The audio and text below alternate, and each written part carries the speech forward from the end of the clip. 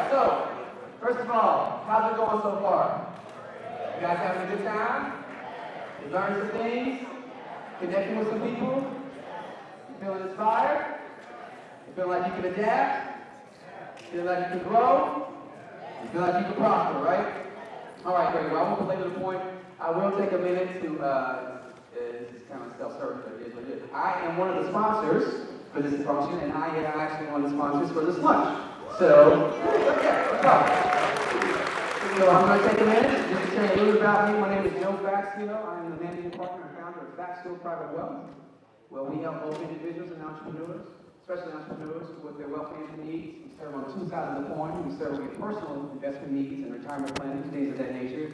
And then as your business is growing and you need to attract and retain talent, we help you set up your retirement plans, executive benefits, and all that fun stuff. So, depending where you are in life, we have an area we can help you reach there. So, I'm not going to take a whole and tell y'all, I've been doing it for like 17 years, MBA, finance, Liquid Morehouse.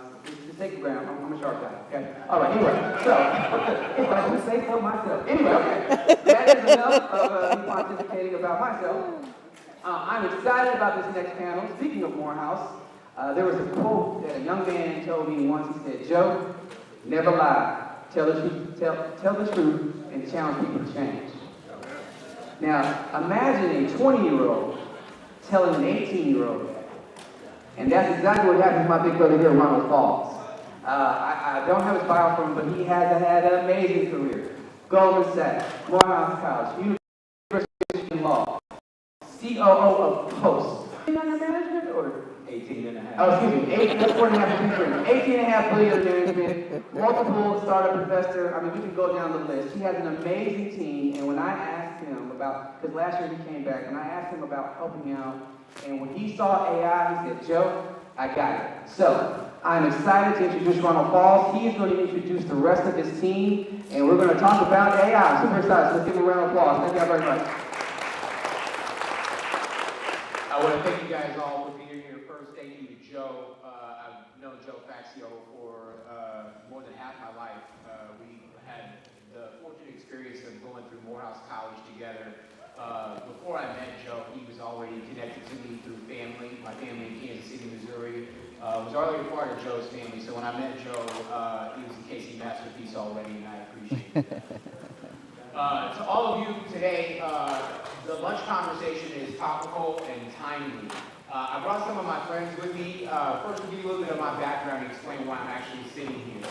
I have been in entrepreneurship since a young age. I started out with my parents who owned a confectionery and gifts and balloon business. And I spent my weekends, Saturdays and Sundays, working at swap meet malls, selling bears and roses inside of balloons. Working with my parents at that early age, I understood very early on the importance of business and how that business was able to sustain our family, able to provide for me and my brother. It made it possible for me to go to Morehouse College. And so as I got to school, I was always very hyper-focused on how things worked and how things got done. When I got to Morehouse, I studied physics and mathematics.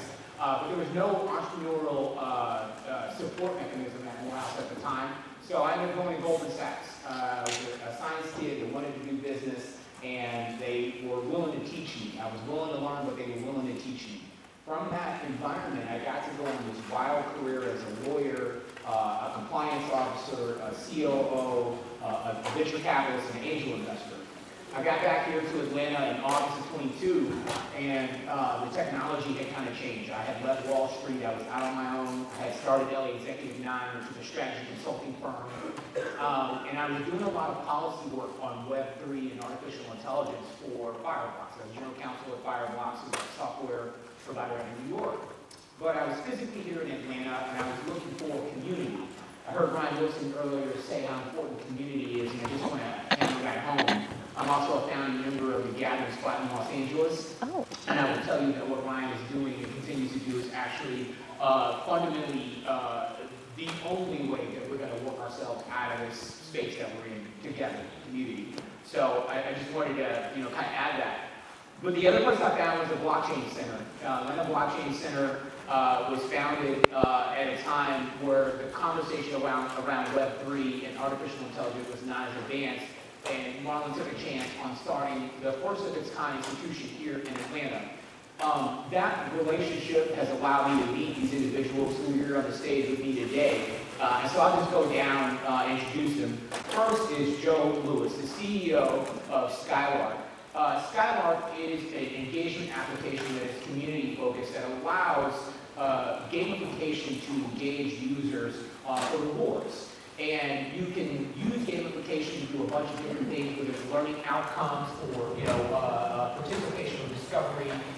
We've seen real-world applications of gamification turn into actual products in major situations. I just would offer the Pokemon game that went for a few years. I'm sure you guys all remember. That was a form of gamification that turned into another product. They made money off Pokemon, but then there was something that came after that.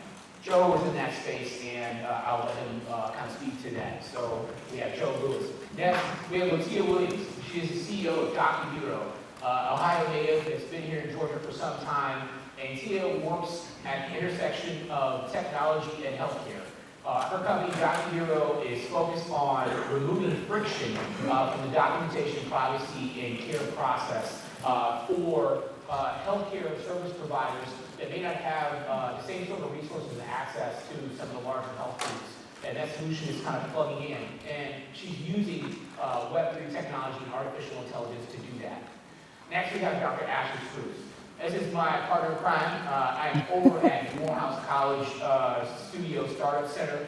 Ashley is also a professor at Morehouse College.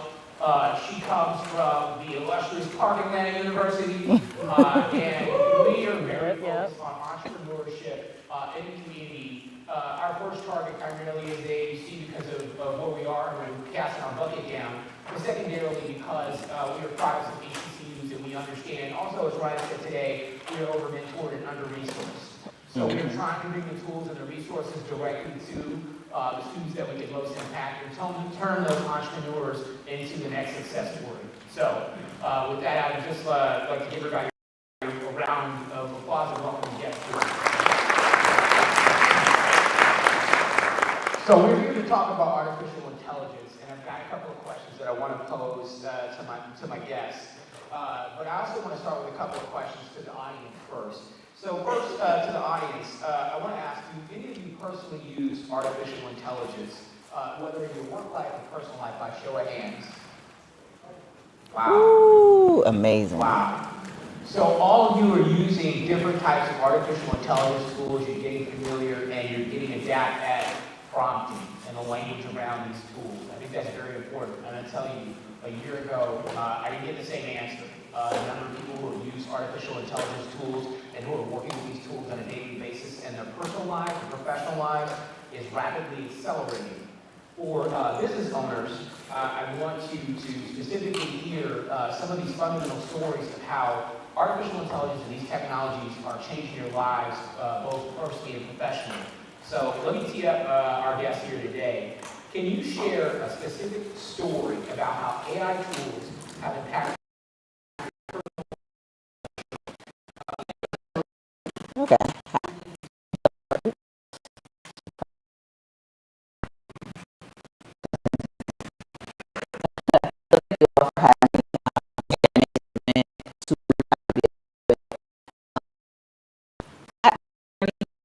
Started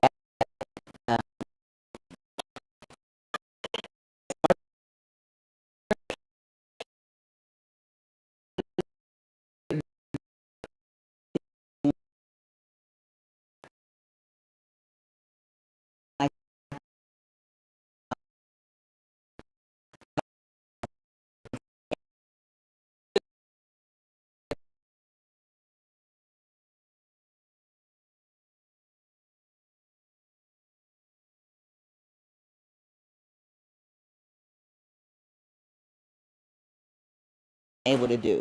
And one of the biggest hurdles that I faced with that process, exit, and not being able to, I couldn't put out letters as fast as everybody else. The documentation was a little bit, a bit more tedious than a lot of other people. And one thing, once I got into the technology world, I wanted to learn the code. I looked at that, it looked like Japanese, flat out. I said, oh, I can't do this. I can't do this. But I had all these brilliant ideas that were harvesting inside of me that I couldn't, one, I didn't have the funding, and two, I didn't have the tools or the team. So fast forward, I'm starting to, like everyone else last year, I'm starting to get into ChatGPT. I'm starting to, really lean on my community who are really, really brilliant in this space. And those tools just slowly gave me the necessary building blocks to be able to bring my vision to life, and that's Docuhero. And not only that, because of tools like Claude and things like that, I'm coding. I'm literally building front-end systems. I'm able to read what's going on in the back end. And a year ago, this would not be able to even, we wouldn't be having this conversation.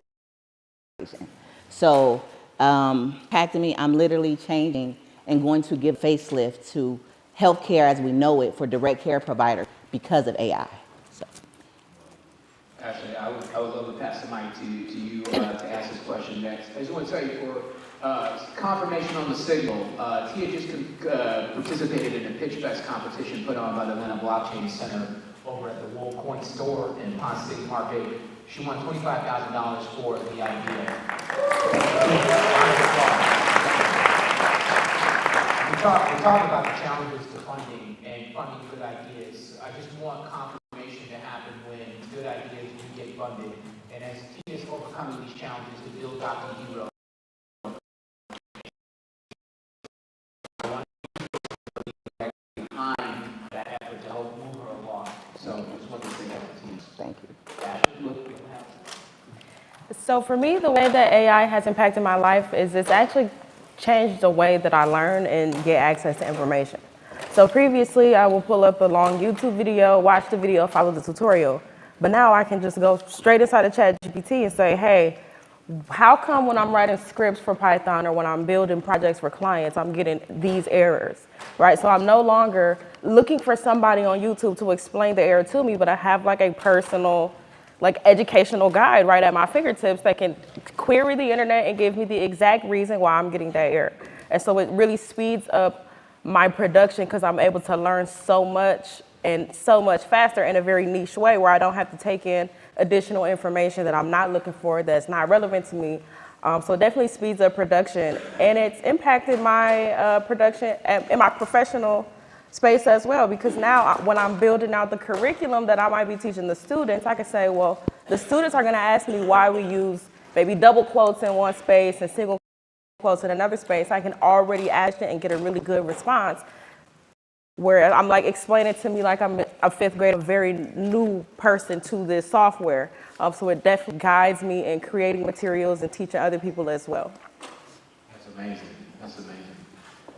Ashley's at Morehouse in the computer science department, and they are working on some really amazing things. Please keep your eyes on what's happening in the department. There are a lot of headline news that you see about the exciting activity and funding pouring into that department. So I'm coming out of Ashley's work, so super excited about that. Joe, I will hear your take on AI. Yeah, so for me, personally wise, I'm going to talk about the creativity side. I mean, from a background, I've been spending 15 years building in tech, small business and enterprise, and that has allowed me to see the advent of what we're dealing with right now, specifically generative AI. Right? AI has been around for a while, but generative AI, right? And when I remember the first time encountering ChatGPT, I think that was like fall of 2021, around that time, and that was like that's like the advent of generative AI. And then from a creative standpoint, I saw the value immediately of how I could basically prompt engineer and utilize that as an additional tool in my tool belt to create art, to create content, to create movies, right? And some of that stuff has even allowed me to where we are today with this basically 1-minute film that you guys have seen on the campaign in the background. This was done in VO3. So to spare you the details on that, the general thing that has done for me at a personal level has expanded it for my creativity to be taken to another level, especially when you bring in that generative AI aspect, because it basically builds on top of whatever you have creative-wise.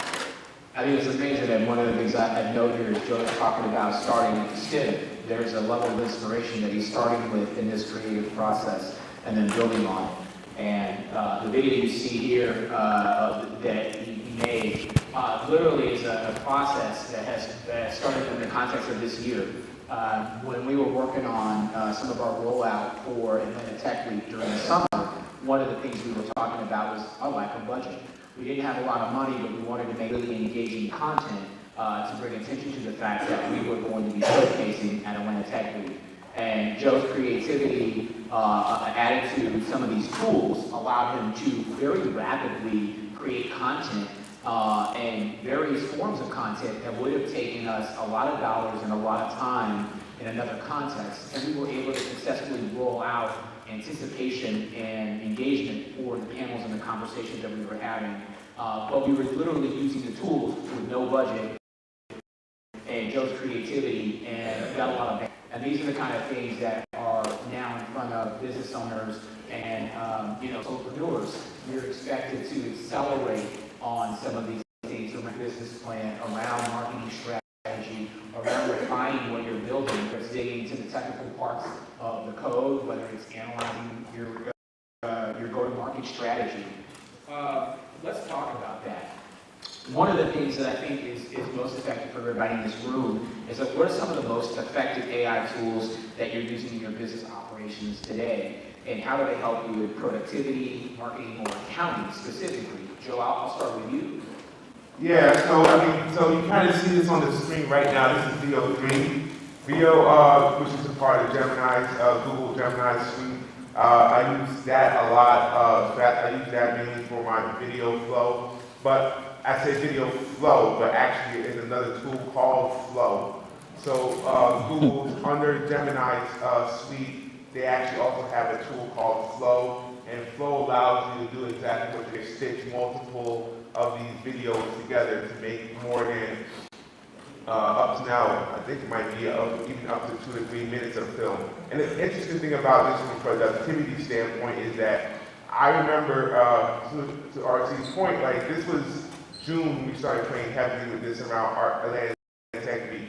I took a break through a lot of that content, and then I came back in preparation for today's event, and I recognized that the pace of this technology has even, gone more since that time, since June to now we're in November, right? And VO3, VO is now on 3.1, allowing you to create even longer videos. So I stopped here at 1 minute and 20 seconds, but I actually wanted to see how farther people can take these type of tools and go. But outside of video, my other tools that are in my arsenal include stuff like, obviously a lot of us use ChatGPT, but I use the image creator on that side as well. And yeah, those are my two marketing side tools. But then there's a lot of developer tools that I'll use as well. But I'll let my co-panelists also share their thoughts on what they use as well. Yeah, definitely. I would love to hear about some of the tools that you use specifically in your work. Myself or Ashley? Ashley, go ahead. You guys both use them. Yeah, we do. We talk about using them too. So I love the code assistants. So Claude has one, Claude Code, as well as Google has one as well. It's called the Gemini Command Line Interface. And so I use them to fill gaps in my workflow. So when I first started building my startup Quiet Stack, which basically provides tamper-proof audit trails of AI systems at the decision level for like legal and compliance, I didn't know anything about smart contracts. So this is blockchain technology that's providing the compliance piece of my startup. And so I had to learn how to code smart contracts. So instead of trying to learn the actual code, I just said, hey, Claude, I need a smart contract that does the following things. Can you build it? And then it also helps me test. So instead of taking 3 months to learn how to write code in Solidity, I just took 3 hours to write the contract, deploy the contract, and now I'm on to the next step of my business. And so those, for me, are my most valuable tools in my business workflow. So for me, again, the code assistants, and either one of them, sometimes for the creative and like the front end stuff, I might use a lower code based software like Lovable or what's another one? Boat.new, Replit. But my favorite obviously is called Claude. I've used Gemini, all those software. But when I say every part of my business, I'm plug guy, whether it's, if I got to put a quick deck together, I'm going Gamma. If I have to, get some graphics together, I'm using all of them. Videos, VO, Flow. There's so many different tools. I'm building a tech startup, and I'm from the healthcare world. I've never done a wireframe. I forget the name of it, but guess what? I Googled it and did my wireframe from AI. And I presented it to my dev, and they were like, this is good. I said, all right, cool. So every process of my building, me and AI, we like this. I remember David Cummings saying this during Tech Week, is that artificial intelligence is like a super suit. And if you're able to put on the super suit, it enables you to use the tool to do a bunch of different things. Of the tools that are listed, I've also used them all. I also masquerade as a lawyer, so I've also used Henry and some of these other tools that are available. And I tell people all the time, there is a lot of hysteria without engagement, and there is conversation about what these tools will do in terms of changing the way that we work and the frequency in which we work. And I think the way to get familiarity with the tools and become a user and learning how to prompt is to actually try some of these things out. And some of these tools require subscription. I would say they do have subscription models, but a lot of these tools have free models that you're able to utilize to get familiar and to what you like the most. I personally like Gemini and Microsoft Copilot for certain tasks, so I use them. I know some people prefer Claude, and that comes down primarily to how you work and how useful a tool is to the problem that you're trying to solve. And the best way to get familiar is to try a couple of different types of tools to figure out what you like. And I want to talk about that next in the context of access.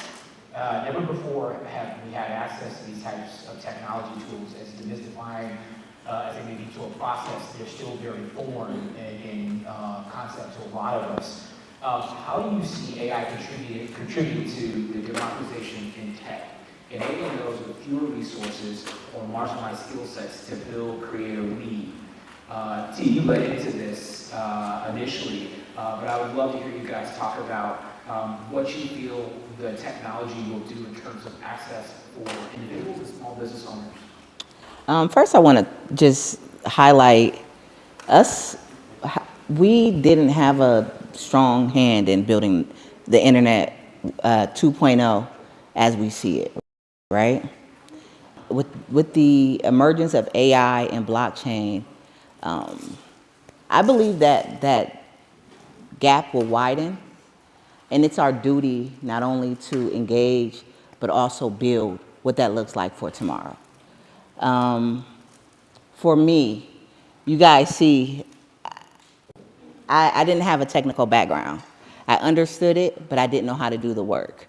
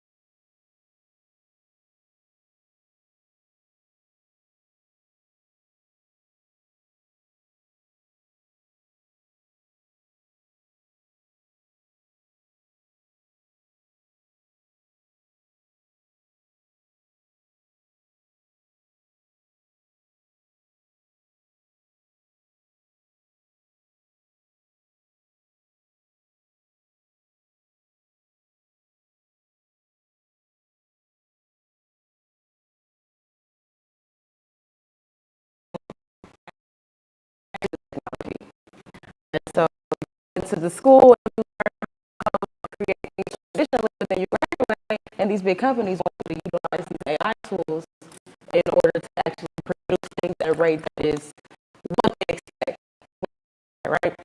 So I think one of the things that helps the students do, if they're, it's unfortunate that they have to do this line embedded in the curriculum, but if they are learning these tools while they have the time to access them and maybe the support from the partnerships between like maybe Google and Morehouse so they can get some credits, learn the skills while you have access to them and while you have time, because they're not going away.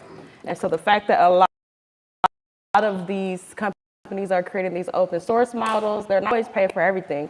Learn to go under the hood. AI gets a lot less expensive, right? If you're not so attached to the really cute GUI website, you don't want to pay for it to be cute, you can run it from the command line. Well, now you might be paying 2 cents for every million tokens, right? And that's a big deal. So I think it being open source makes it so much easier for people to get access to it and learn it, even if the institutions you pay thousands to attend are turning their nose up at it, because it's traditional schools like to do traditional things, right? And so a lot of us are familiar with HBCUs and how difficult it is to evolve and bring in some of the new technology because the professors are a little bit older and they don't want to learn it. So as long as the tools stay open source and easy to access, very helpful. That's amazing. I think that's really important in terms of we were talking about access and community and understanding, like sometimes going to these institutions is not a fix. What you learn in the classroom may not be applicable to what's actually happening in real time on the ground. And what we're seeing right now is a lot of the recent graduates and graduates to be are encountering this reality of the tools in their toolbox versus the opportunities that are available now. So I want to talk about something else and shift gears to some of pretty exciting. So I have had the pleasure of watching the creation of AI agents and the building of AI agents up close. I've got the benefit of seeing people who are technical builders in the environment utilize agents in different ways. With the benefit of fully agentic systems, they also come with potential risks.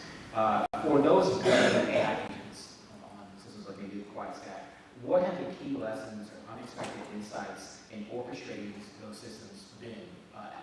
Dr. Scruse, I'll start with you. I know you use agents a bit, and Joe, I'd love to hear from you too, and Tia, I know you've got a very good story on how they use it. The most important lesson I learned so far is that the more autonomy you give an AI system, the more your company or yourself as an individual will for the decisions that it makes, right? And so I think there was a conversation, I can't remember what state it was, but the chatbot on the website gave the customer false information. The judge pretty much ruled whatever your chatbot says, we have to treat it like you put it on a static page on your website. Okay, so you want to make sure these systems that you're deploying are as well trained as possible and you have the capacity to monitor them in real time. So you catch these mistakes way before they cost you millions and a lot of bad press. And that's really why I actually decided to build Quiet Stack, because there's not a lot of, the monitoring tools that exist came when ChatGPT got popular, so they were just monitoring chatbots. But now we've given these AI systems the ability to think, reason, and make decisions on our behalf while we're not even paying attention to them. Right, so something needs to monitor those systems the way that we have legal departments and HR departments to monitor our regular traditional employees. Yeah, for me, when I think about agents, my focal point has always been data, right? I want to focus on data. My platform that I'm building is Skylark, and it's an engagement platform, but the other side of it is the amount of data that communities can understand and help build brighter futures for their communities from what they're taking away from that engagement, right? So that data that's being collected, whether it's through that or whether it's through the way you're training your agents, it all matters. And these, to her point there, is that these agents are always going to be active, right? So there's going to be different types of data that you need to consider. there's going to be basically data that can already be captured and stored in what's known as a RAG, which is basically like memory. But how do you also ensure that as something new occurs that may not have been occurring in the past, right? How is the agent able to get new information and process it? So you always want, to her point, you always want to capture past behavior so you can understand how the future could develop. But then you also have to think about the one-off cases when something may happen that necessarily wasn't trained, and how does it actually end up dealing with that. So data is very important.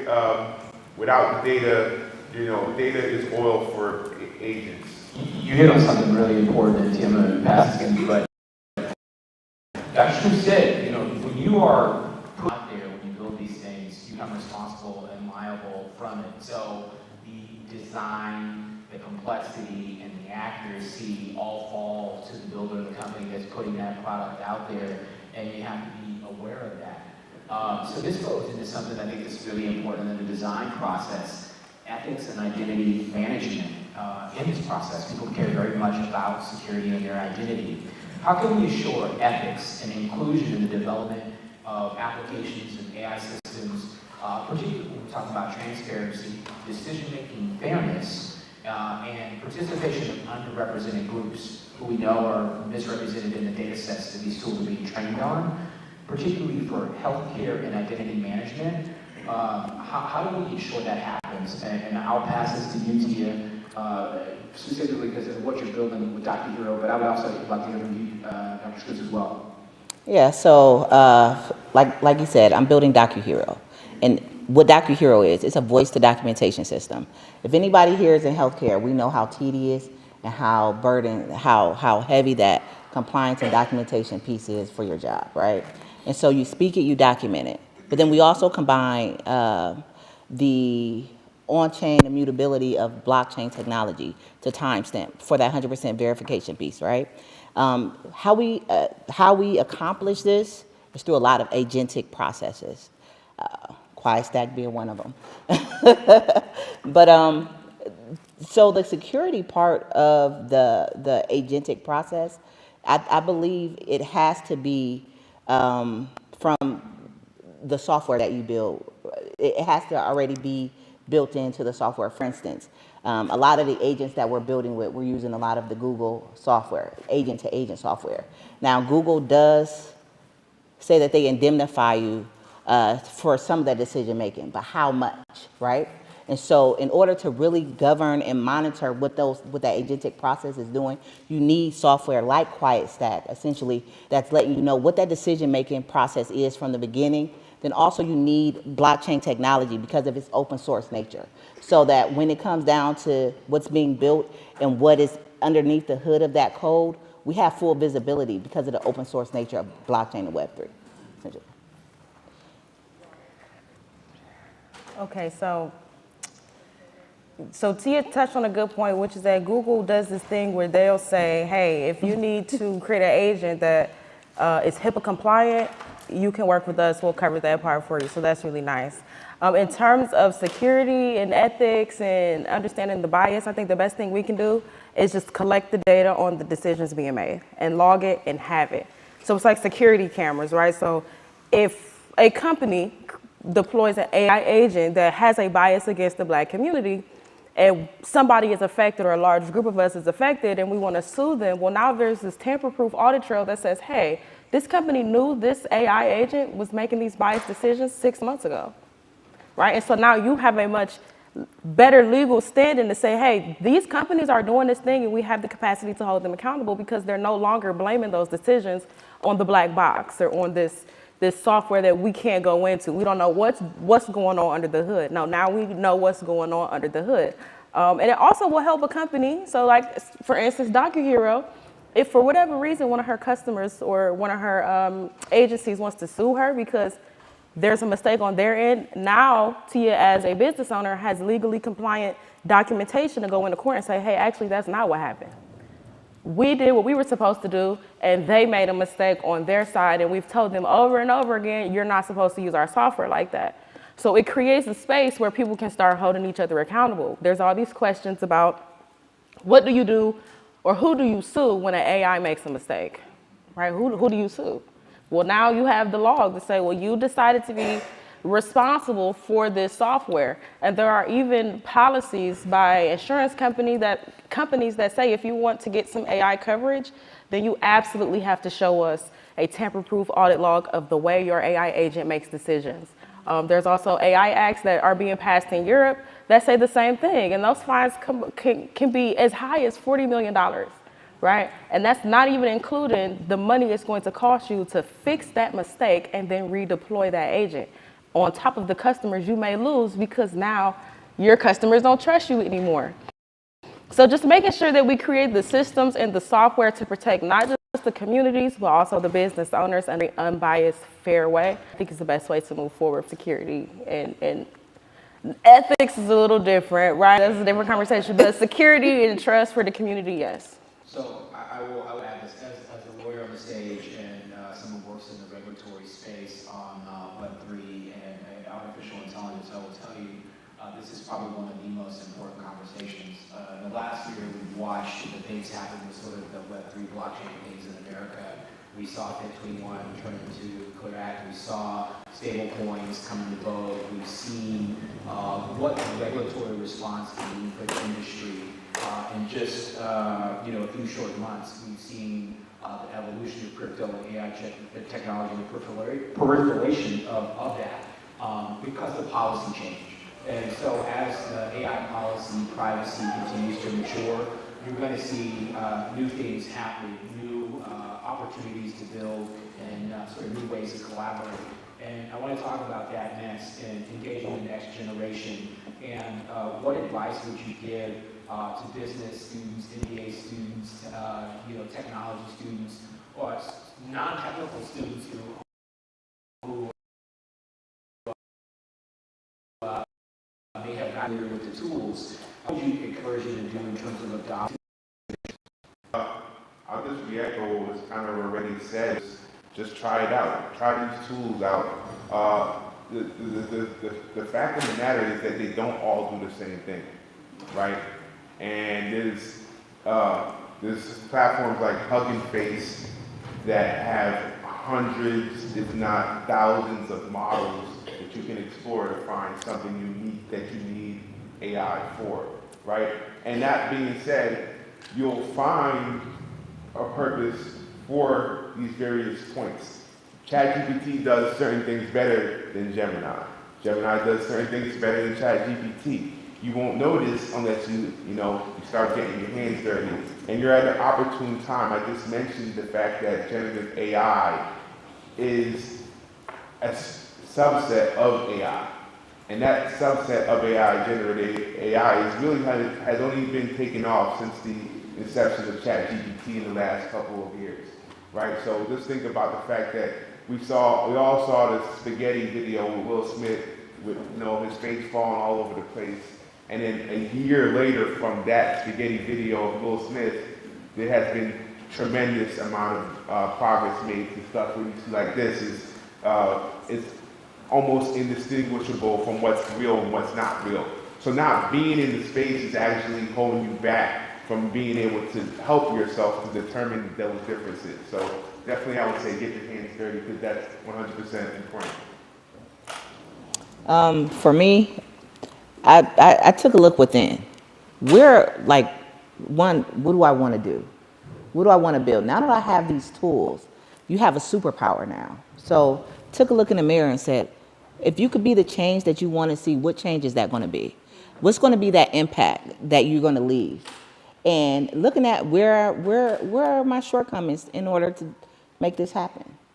Now, identifying those shortcomings.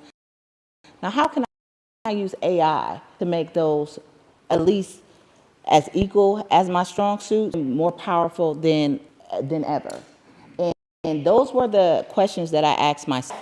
And I would challenge you all to do the same. And then just build. Don't worry about it being perfect. Don't worry about are people going to want this? Don't self-doubt. Just build. and just keep trying. And my philosophy is keep failing forward. That's what I would do. So the advice that I would give is no matter how you feel about it, it's not going away, right? It is here to stay. They're not letting it go. And most of the funding that comes from the government is kind of pushed towards AI and workforce development. And so I would say think of AI like we used to think about learning how to use Excel, Microsoft, those are the new foundational basic skills that these employers are going to want you to show up with. And if you're more so for business, these additional skills that you're going to need to sell your business if you are short on time and funding, right? And so these are the new skills. How you feel about it, that's different, but it being a core requirement for the professional space, it's not going away. So just pick one, learn one, get really good at that. You don't have to know them all. Choose your company. You know, be loyal to who you want to be loyal to, whether that's OpenAI or Claude or Gemini or Microsoft, because everybody's building the same stuff on their own ecosystem. So once you learn one, all the other ones are kind of very similar. That's awesome. Well, we have had a wonderful time having a conversation today. Hopefully this was informative for you, and hopefully you learned something here today, some tools and information that piqued your interest. I want to open the floor up to Q&A. We gather all the time, so I get a chance to pick the brains of these individuals, but I would love to make their brains available to you to ask questions and things you may be curious about. Go ahead, Ashley.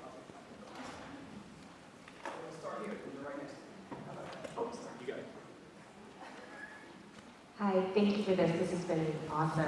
Going back to the AI agents, I know that you mentioned that like data is everything and we need to train the agents. So as AI advances and there's new updates, how often would you recommend like retraining the agents and adding new data for them to filter through? So like how do you continue to Go ahead, Joe. keep it up to date? How often should you do that? So yeah, I think it comes down to what you're building with it, right? And so let's say you have an app that you have your AI as part of that. The data that is happening, the input data that is learning off of her, let's say it's a sales agent, right? And the constant of engagement of other humans with that agent is training it, right? So that's one way that it's staying up to date. But the other way is kind of what I was getting at earlier, that you're going to encounter one-off cases, right? So having a catalog of that, or even stuff that's very policy related. Sometimes new policies get published, and on a yearly, quarterly basis, these things need to be put into your agent. So there's only so much that, and when you build these things on Google or Google Gemini or ChatGPT, they'll tell you their models have been updated at as recently as of like March or maybe some date in the past.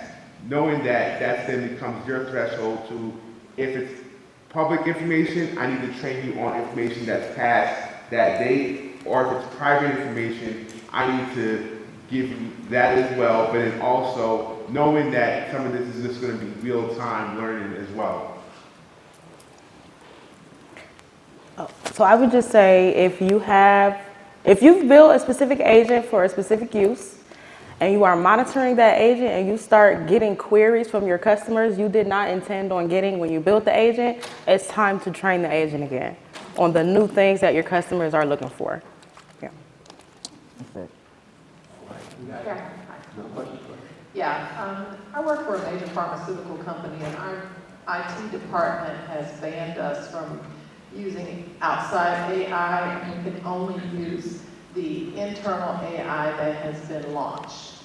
I'm assuming that's for patent protection and those sort of things. But when we're using AI such as ChatGPT, and we have very original ideas, how concerned do we really need to be about hacks or security in the background? Who has access to what we're putting into AI? That's a I would good. encourage you not to put your personal information, like your social security number, your bank account numbers, into the artificial intelligence tools. I'll just start there. I actually think the company whose platform you're using owns the data. I think when you sign up and you agree to the terms without reading them, there's probably some clauses in there that say all the information you provide for us, not only is it ours, but we can use it to continue to train our model. So if you're interested in using these models for your intellectual property that's valuable to you, I do recommend you find somebody that knows how to build you your own personal large language model, so all of the data that you give it just comes right back to you, which is why your company says you can only use the one that we launched, because we don't want our patents in OpenAI's database. Yeah, so while I was using Claude, I asked Claude this exact question. I said, hey, how much do you own?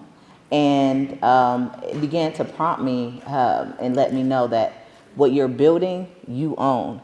Now, in terms of the data, like Ashley said, but so there is some friction, and I don't know where that gray line lies, but that is an awesome question. But I know that what you build, to a certain extent, you own, but what you provide, that's not necessarily true.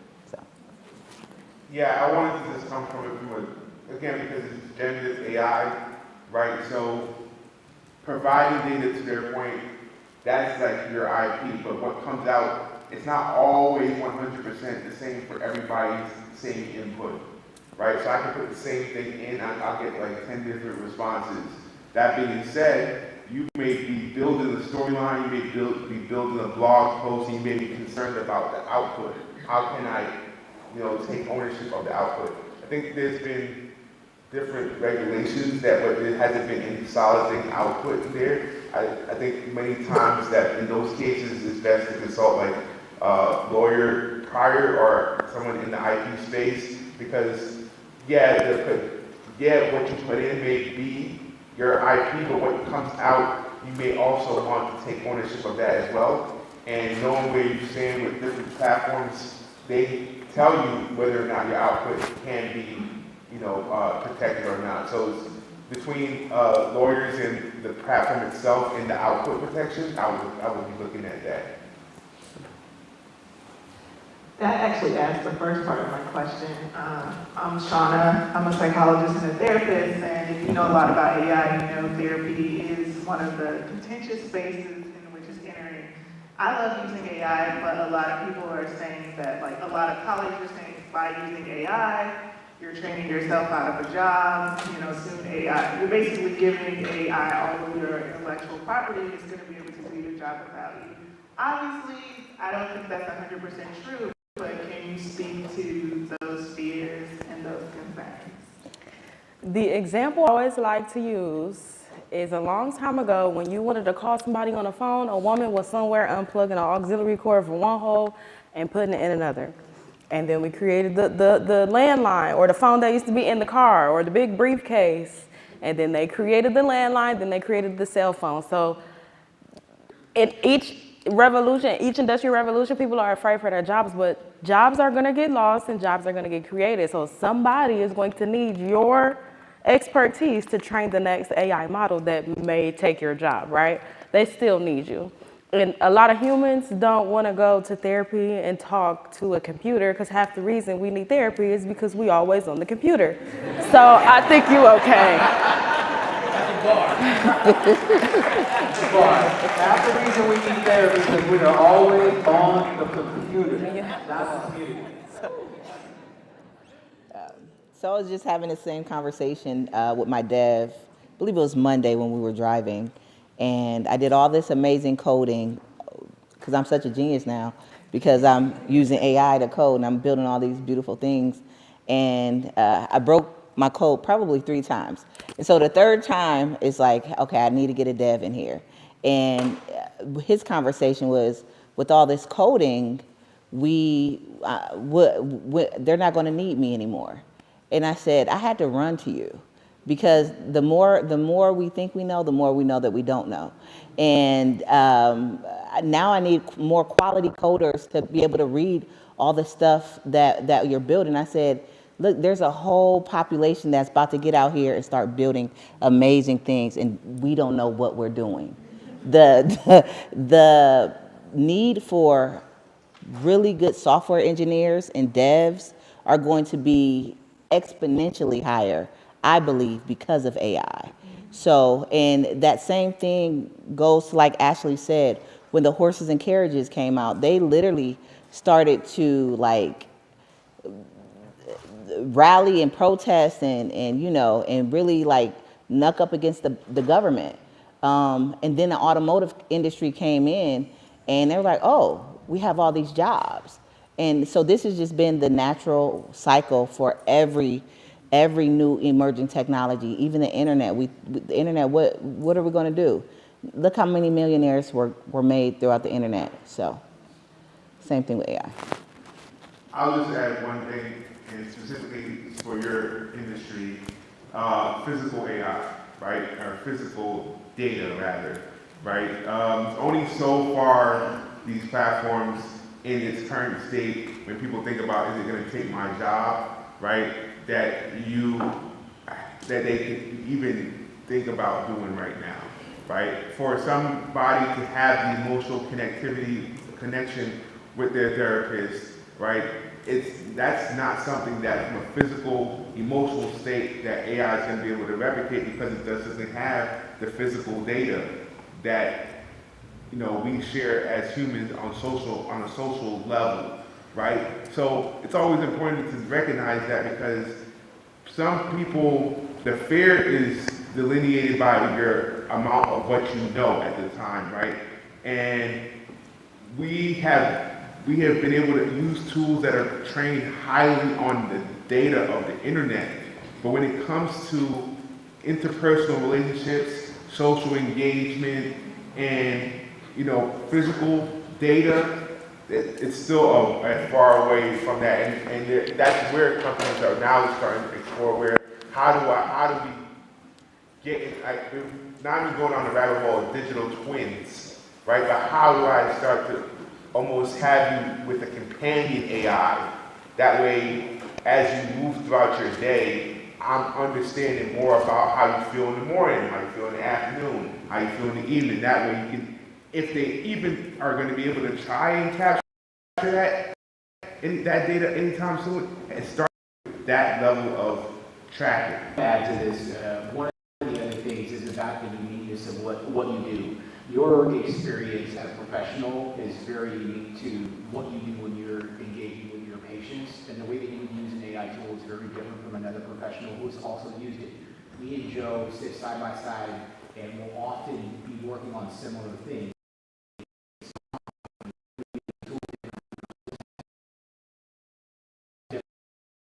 Very different results. And there have been moments where we've actually been done and I cannot. Because there's a certain point where he gets to the tool and I get to the tool and I ask him, why did you do that? Or how did you do that? And he says, I don't know why. It was creative. It was my inspiration. I thought to do that. I don't have the same type of creativity or inspiration as Joe. So when I get to that fork in the road, I do something different and I get what may be a similar result that solves the problem with the task, but is unique to my own engagement with the tool. And we literally watched this happen during Tech Week as we worked on projects side by side. And Joe prompted and I prompted, and we were trying to finish things, but we were seeing that the way that we prompted, they yielded different results. You as a professional, you have a very unique lens that cannot be recreated. Your familiarity with the tool will dictate how that comes out. Okay, hello. Thank you all for your insight.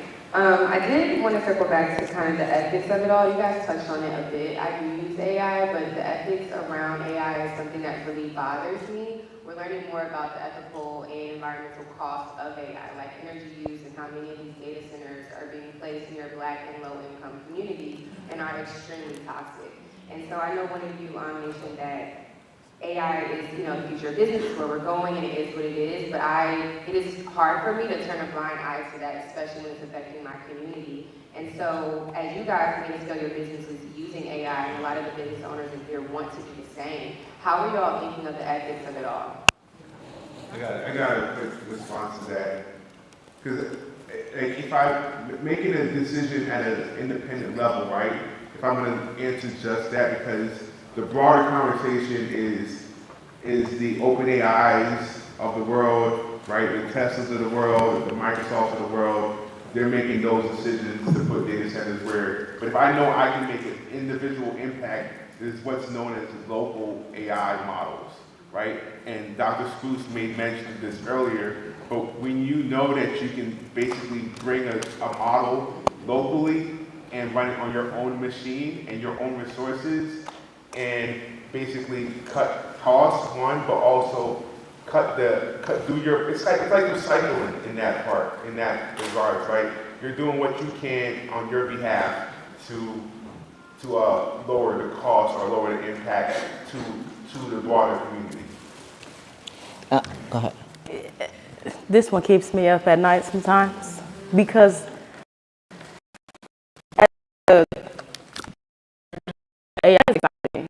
And do I want to get behind technological revolution? Wake up in the morning and get on TikTok and see the stories about that plant being put, is it in Tennessee or it's in Tennessee, and them not having water, the people getting sick, so it's a very difficult space to navigate. Because on one end, it's like, okay, I can boycott, but then now my community is gonna get left behind, right? And so I think being more vocal, especially for me in the academic space where I'm in rooms where they're talking about these AI centers and where to put them, and being more vocal in those rooms and saying, no, you need to make sure you're putting them in a space that doesn't ruin the community around it. And there's also research being done on other resources to keep these data centers cool. So instead of using water, they can actually use mineral oil. So, going in spaces where you're trying to force the policy to be, hey, you're not going to consume all of that community's water, but these are some alternative resources you can use to keep your data centers cool,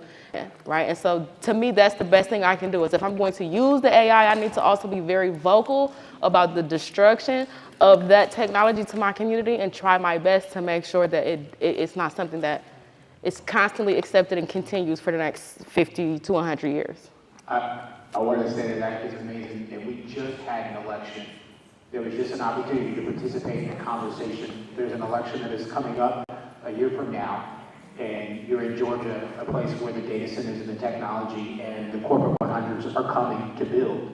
You see the Waymos, you see the new Silicon Valley companies that are here. The talent is here in Georgia, and the opportunity is here in Georgia, but so are the risks. We have to participate in the conversation as these data centers are being contracted and built out. There are town hall meetings, there are city hall meetings, there are elected professionals. We just addressed some energy-related issues in the city of Atlanta with a commission.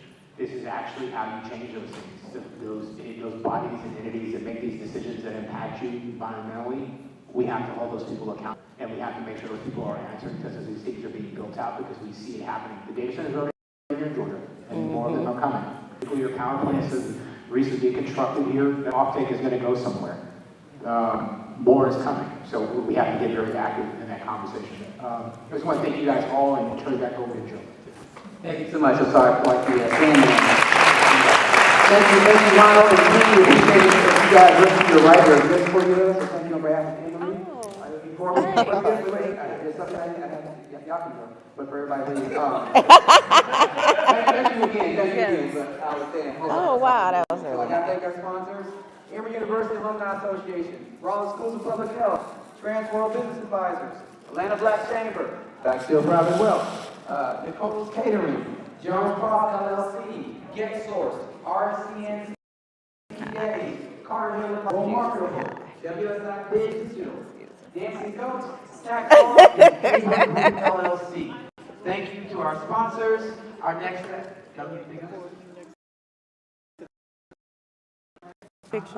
Okay. yeah, So I think they about We're gonna go to breakouts that start at 2. Got the mic. After that, Oh, damn. please come back here for our final. Okay, we can take it up there when we take a picture. Turn it off, though. She has an amazing story how she built a brand. Before I say something crazy, and they be like, I'm so excited about that story. So, that's the real all right, me. I'll let y'all go, Corporate me and, is gone, even though I still got